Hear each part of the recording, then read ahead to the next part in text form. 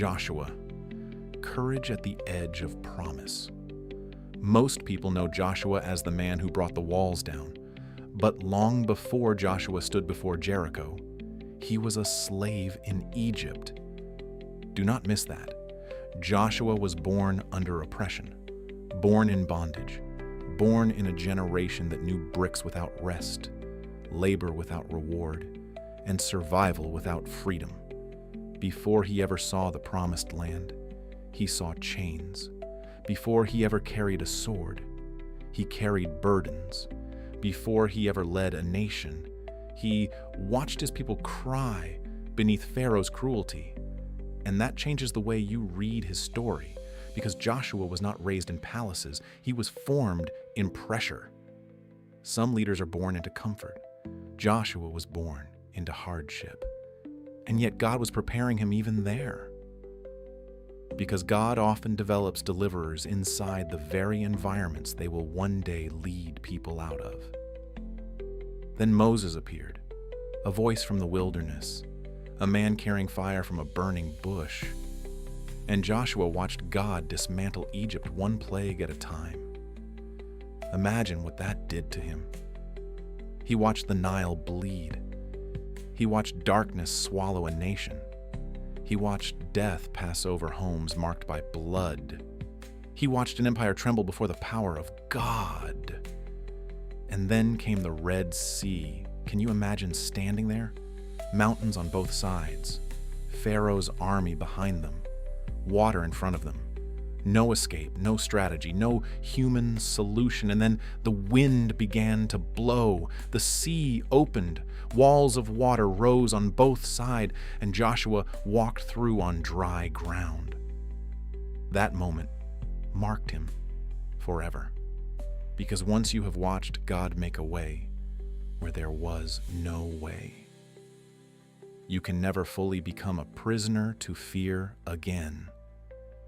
That is why leaders with history with God carry courage differently. Joshua did not build his faith from theory. He built it from memory. He remembered what God had already done. And leaders need that reminder. When pressure rises, go back and remember the moments God already proved himself faithful. Joshua became Moses' assistant. But do not reduce that role. Joshua was not merely carrying supplies. He was being trained beside one of the greatest leaders in history. He climbed partway up Sinai with Moses. He guarded the tent of meeting.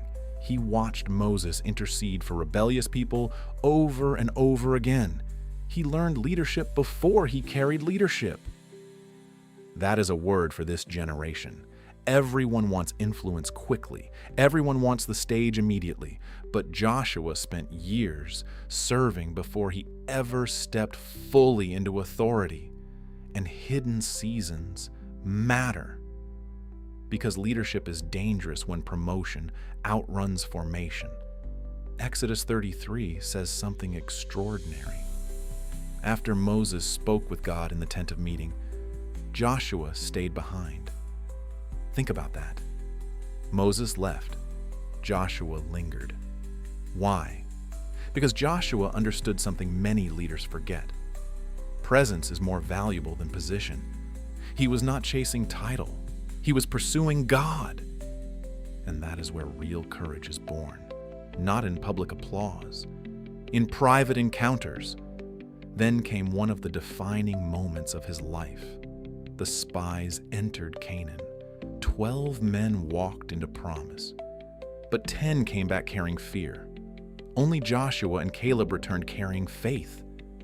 Everyone else saw giants. Joshua saw covenant. Everyone else saw walls. Joshua remembered the Red Sea. Everyone else measured the obstacle. Joshua measured the faithfulness of God. And here is the tragedy. An entire generation talked themselves out of promise because fear became louder than faith. Leaders need to hear this. Fear is contagious, but so is courage.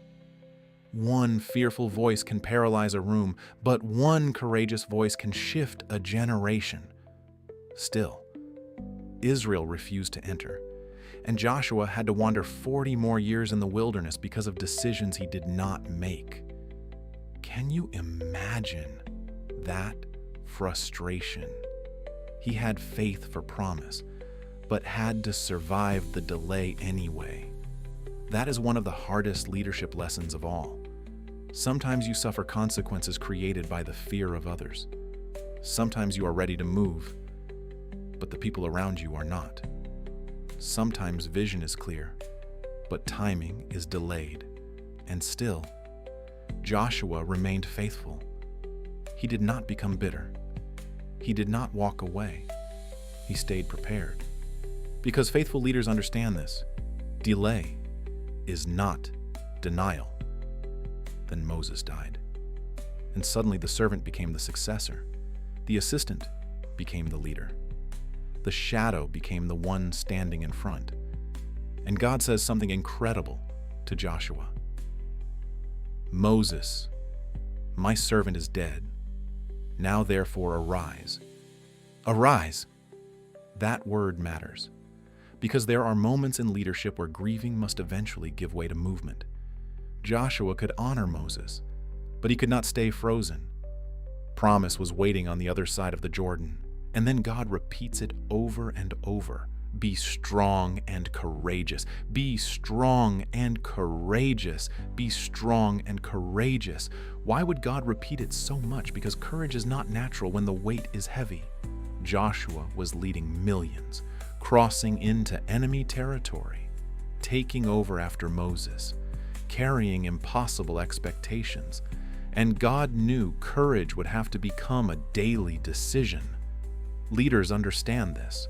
There are moments where nobody sees the pressure except God. Moments where you smile publicly while privately asking, "Am I enough for this assignment?" And God answers Joshua the same way he answers leaders today.